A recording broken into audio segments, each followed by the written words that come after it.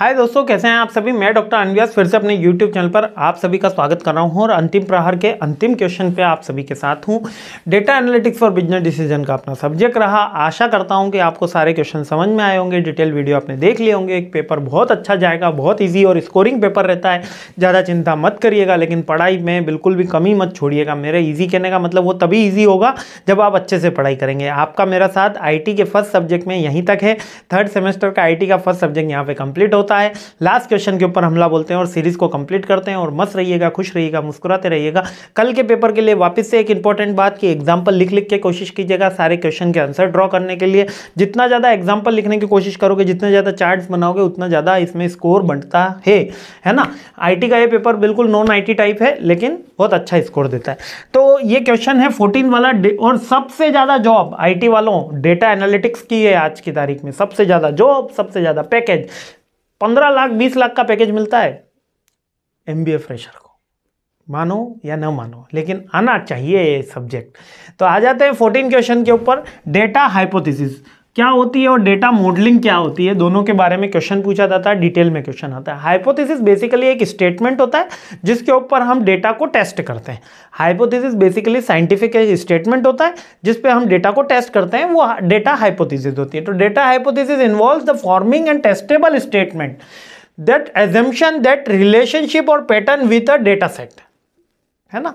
जैसे कि पूरे, अब मैं एक डिस्ट्रिक्ट ले लेता हूँ। पूरे लखनऊ के जितने भी स्टूडेंट हैं उन सबको डेयरी मिल्क पसंद है। ये पहला स्टेटमेंट।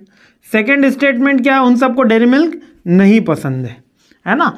तो 2 करके ये स्टेटमेंट शुरू होता है। नल हाइपोथेसिस और अल्टरनेटिव। H0 और H1 दो है हाइपोथेसिस है। आगे डिटेल में कभी अपन देखेंगे, डिटेल वीडियो में तो मैंने बताया। नल हाइपोथेसिस में अंदर क्या है, ये 2 करके to the all the Lucknow students like the dairy milk significantly, to the all the Lucknow student not like the dairy milk significantly, है ना।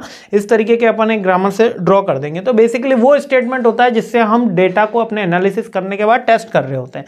यानी सारे बच्चों को डेयरी मिल्क पसंद है, सारे बच्चों को डेयरी मिल्क नहीं पसंद है।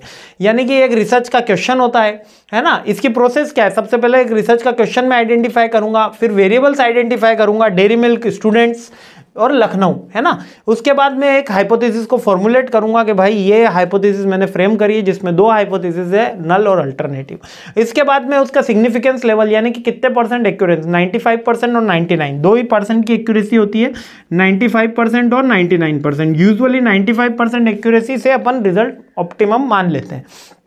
फिर एक स्टैटिकल टेस्ट उसके ऊपर करूंगा, mean, mode, median, ANOVA, jet testing की जाती है। 1 टेल 2 टेल टेस्ट एनोवा का किया जाता है, आप इतना याद रखिए। फिर उसके अकॉर्डिंग में डेटा को कलेक्ट करूंगा, है ना। डेटा को कलेक्ट करने के बाद ये पायलट स्टडी पे टेस्ट हुआ है ना। यहाँ मैंने सेलेक्ट कर लिया कि भैया मेरे को एनोवा टेस्टिंग करनी है 2 टेल की। अब फिर डेटा कलेक्ट करूंगा। डेटा कलेक्ट करने के बाद जो मैंने टेस्ट सेलेक्ट किया था उस टेस्ट को इंप्लीमेंट कर दूंगा। फिर उसका रिजल्ट इंटरप्रेटेड करूंगा। फिर डेटा को कंक्लूड कर दूंगा कि हाँ, इतने % बच्चों को जो है डेयरी मिल्क पसंद है, इतने % बच्चों को डेयरी मिल्क नहीं पसंद है। ये डेटा का कंक्लूजन आ गया, इंटरप्रिटेशन आ गया, उसका मतलब विजुअलाइजेशन आ गया। क्लियर हो गया। तो ये डेटा हाइपोथेसिस हो गया। डेटा हाइपोथेसिस तो बेसिकली स्टेटमेंट ही है, प्रोसेस के अंदर सारे पॉइंट लिखने हैं। और डेटा मॉडलिंग, डेटा मॉडलिंग क्या है, जो डेटा हाइपोथेसिस करके मैंने टेस्ट करके जो रिजल्ट निकाला है, उस रिजल्ट के बेस पे मैं एक मॉडल प्रिपेयर करता हूं कि हर 5th नंबर पे ये आएगा ही आएगा। हर 6ठा बच्चा है जो डेयरी मिल्क पसंद कर ही रहा है, हर 7वां बच्चा है जो डेयरी मिल्क डिसलाइक कर रहा है। तो एक मॉडल क्रिएट करा है, यानी कि एक कॉन्टेक्स्ट से डेटा साइंस से इन्वॉल्व करके एक मैथमेटिकल और कंप्यूटर डायग्राम बनाया, एक एल्गोरिथम क्रिएट करी जो रिलेशनशिप बता रहा है डेटा सेट्स और वेरिएबल के बारे में, उसी को डेटा मॉडल कहते हैं। ठीक है।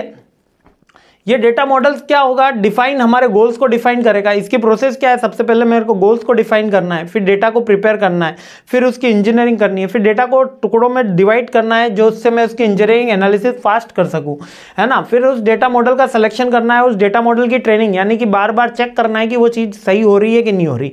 फिर डेटा मॉडल को इवेल्युएट करना है, सही हो रही है, टेस्ट होने के बाद इवेल्यूशन करना है। फिर उसको ट्यून करना है, अगर कहीं पे कुछ एरर होती है तो फिर उसको वैलिडेट करना है कि हाँ अब इसमें कोई एरर नहीं आ रही है, सारी चीज़ें हमने इतनी बार टेस्ट करके देख ली है और फिर उसको डिप्लॉय कर लेना है। अब इसका एग्जाम्पल देता हूँ, ATM मशीन।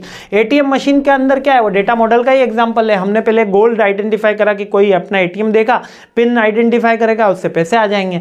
फिर उसके लिए हम डेटा सेट प्रिपेयर करा, यानी सबके जो थे ATMs को उसका अंदर इनबिल्ड करा। फिर उसके लिए एक मशीन प्रिपेयर करी, इंजीनियरिंग करी। फिर डेटा सेट को स्प्लिट करा कि यहाँ पर मशीन ट्रे रखी जाएगी, यहाँ पर पिन डाली जाएगी, ये पिन इससे सिंक्रोनाइज होगी।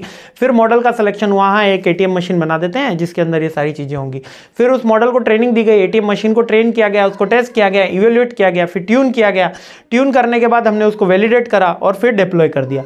क्लियर हो गया? ये सारे के सारे पॉइंट्स अपन ने क्लियर कर लिए। तो आई होप आपको क्लियर हो गया होगा। कहीं कोई डाउट, कहीं कोई थिंग रही नहीं होगी। तो मस्त रहिए, खुश रहिए, मुस्कुराते रहिए। जय हिंद।